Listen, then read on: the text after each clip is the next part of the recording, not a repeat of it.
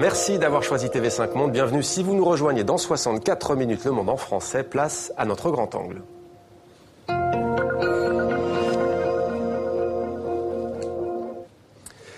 Au rythme où les scandales se succèdent, la question de la vie privée sur Internet devient primordiale, centrale. Sommes-nous des marchandises comme les autres? Quelles questions éthiques et culturelles l'exploitation de ce qu'on appelle nos mois numériques posent-elles?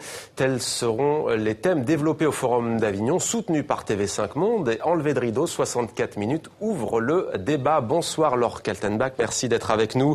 Vous êtes la directrice générale de ce Forum d'Avignon qui se tiendra à Paris. On verra tout à l'heure dans quel site exactement. Avec nous également Bruno Perrin. Vous êtes expert responsable médias et entertainment chez Ernst & Young. Merci également d'être avec nous. Julien Levesque, vous êtes artiste dans le domaine numérique.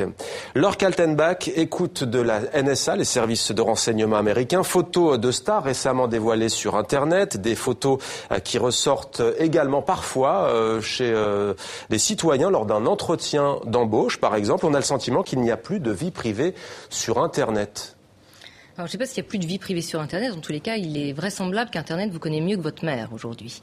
Et ce qu'on va essayer de faire, de débattre au Forum d'Avignon le 19 septembre, c'est justement de poser la question des données personnelles, comme un enjeu culturel, un enjeu de civilisation, plus qu'un enjeu technique ou réglementaire, comme c'est aujourd'hui vécu par les différents acteurs. Alors, Forum d'Avignon qui tiendra donc à Paris après-demain, vendredi. Le lieu exact, ce sera au Conseil économique, social et environnemental, qui est place Iéna à Paris dans le 16e. Voilà donc qui est dit.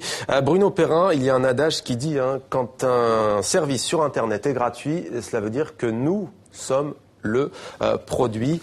Est-ce qu'au fond, ce n'est pas la malédiction d'Internet ? C'est la chance et on souhaite que ça ne devienne pas la malédiction d'Internet. C'est-à-dire qu'il faut que la vie privée ne se transforme pas en luxe. Et pour ça, il faut se battre et c'est ce que nous faisons avec le Forum d'Avignon. Concrètement, peut-être déjà un exemple ? Concrètement, l'exemple est le même que celui des journalistes.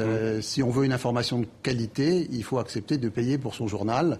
Si tout devient gratuit, les journalistes disparaîtront. Alors avec nous également Julien Levesque, artiste, je l'ai dit donc dans le domaine du numérique. Vous avez co-signé un manifeste qui s'appelle Data Dada. Le nom n'est bien entendu pas innocent, allusion au mouvement célèbre artistique. Vous visez à dédramatiser ces questions. Comment est-ce que vous y prenez ? Le plus simple peut-être c'est de vous lire ce manifeste et après je répondrai à votre question. Alors je commence. Data Dada. C'est ma data là, mais ceci n'est pas de votre ressort. La data, c'est GAFA. La datum, c'est badaboum. Ma dada est une poule aux œufs d'or. Lucky la dada qui ne peut être vendue. Pâquerette à gogo. Quand la data se manifeste, cela fait adada, AU et adia. Quand la data se vide de sens, elle change de direction. Je répète, la data, c'est GAFA. La datum, c'est badaboum. La data, c'est comme un ange, unisexe et pur esprit. C'est la data là, qu'on se le dise.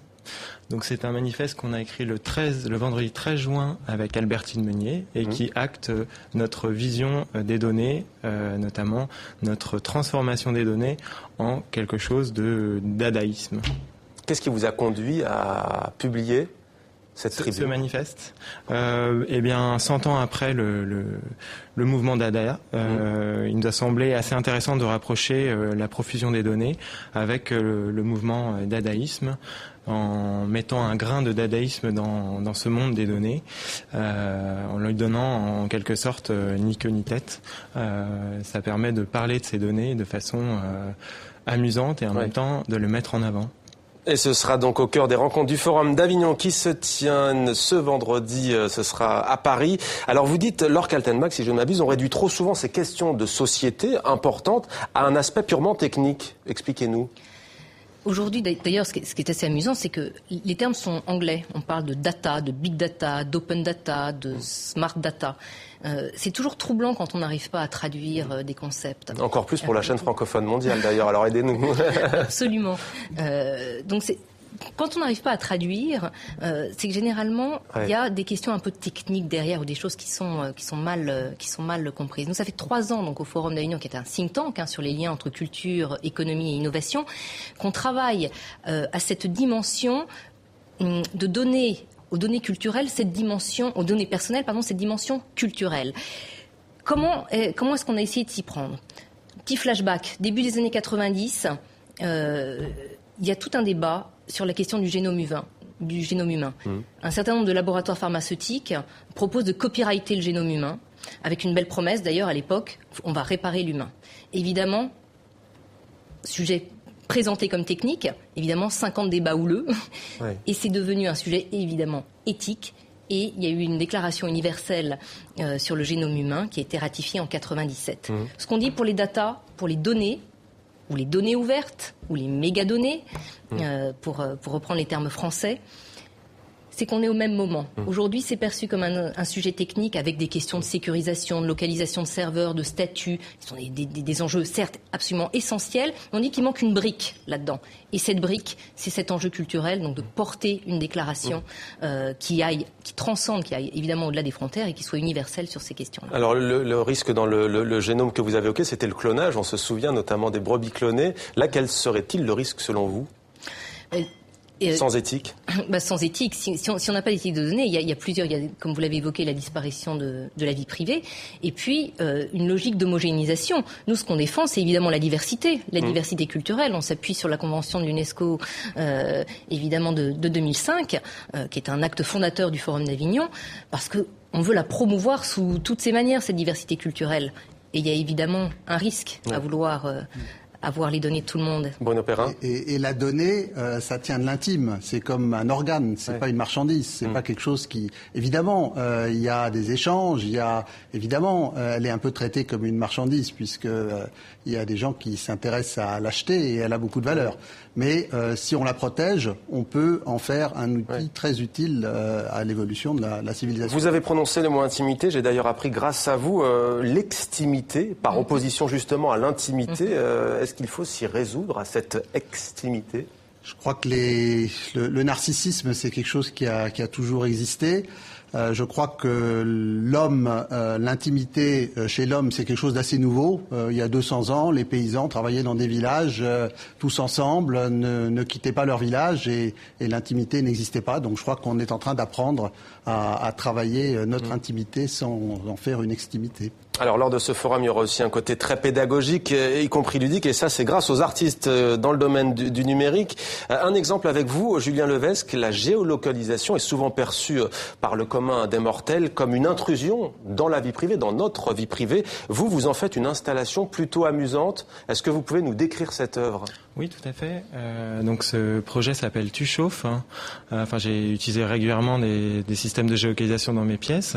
Et ce projet-là est un portrait vivant, c'est-à-dire que il fonctionne grâce à la géolocalisation. Je stocke mes géolocalisations. Alors là, c'est pas Google ni d'autres grandes entreprises qui la stockent, c'est moi-même sur mon propre serveur. Donc je crée ma propre collection de données. Et grâce à ces données, j'arrive à actionner des objets qui sont à distance, notamment ce grille-pain, cette photo qui est posée sur un grille-pain qui se met à chauffer et à révéler mon portrait quand je me rapproche de l'objet. Donc ça, en fait, plus je m'éloigne, tu chauffes, ça veut dire plus tu te rapproches de l'appareil, plus le portrait apparaît et le contraire, c'est-à-dire je m'en éloigne, il devient opaque. Et ça donc, on pourra voir cela après-demain au forum ? Oui, celui-ci sera au forum. Et vous, sur la question justement de la géolocalisation, par exemple de la vie privée ou de l'utilisation des données à des fins économiques, quel regard portez-vous ? Moi, si vous voulez, j'ai un regard un petit peu décalé parce que je me mets en position me traquer, production de données. J'utilise donc j'ai une vision peut-être un petit peu biaisée, mais schizophrène, voilà. Un peu dada aussi. Un peu dada, volontairement.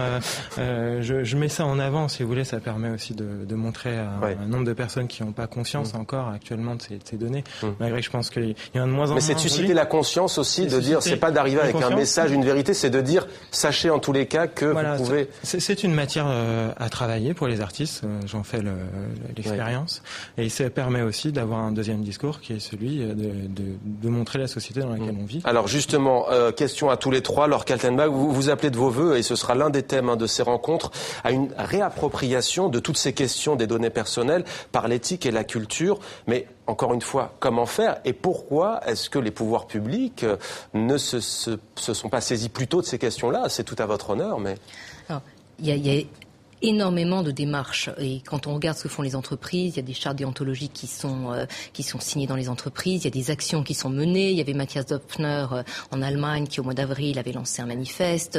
Il y a Martin Schulz, je crois, cette semaine là qui lance aussi des éléments. Donc on ne peut pas dire que c'est pas quelque chose. Il y a le projet de réglementation de la révision de la directive de 95 en cours au niveau de la Commission européenne. Donc il y a tout un tas d'éléments. Nous ce qu'on dit simplement, c'est que cette brique-là, pour que le citoyen, et pour que tout le monde ait conscience, pour que ça devienne un débat grand public, et une fois encore, pas un sujet technique ou un sujet réglementaire, que les gens se disent « j'y peux rien, parce que la question de la sécurisation, c'est pas moi, parce que les questions réglementaires, c'est pas moi », se dire au contraire qu'il y ait cette prise de conscience, et c'est pour ça qu'on propose un projet de déclaration universelle, qu'on dévoilera, une déclaration préliminaire, bien sûr, qui a un objectif de susciter le débat, qu'on dévoilera le 19, avec 8 points. Et on souhaite que l'ensemble des acteurs, élus, grand public, société entreprises, civile, que tout le monde s'en empare pour qu'il y ait un grand débat public. Bruno Perrin, c'est une charte, c'est un peu l'équivalent de la Déclaration universelle des droits de l'homme pour l'Internet. Sincèrement, qu'est-ce que cela peut face à des mastodontes comme des géants américains notamment? Je crois que, comme Laure l'a dit, il faut qu'il y ait la conjugaison de 3 types d'acteurs. D'abord, les usagers qui soient plus attentifs à leur image sur la toile et qui aient envie de travailler avec des sociétés qui ont une réputation éthique. Ensuite, les champions digitaux qui ont besoin de cette confiance, parce que s'il n'y a pas la confiance des usagers, les données qu'ils récoltent ne valent rien. Je veux dire, qu'est-ce qu'on donne à quelqu'un auquel on n'a pas confiance? Et puis ensuite, évidemment, l'évolution de la loi. Cette loi européenne va être tout de même une grande avancée, puisque ça va faire un ensemble économique extrêmement puissant, avec une loi homogène, alors que sur d'autres territoires, comme aux États-Unis, il n'y a pas cette homogénéité.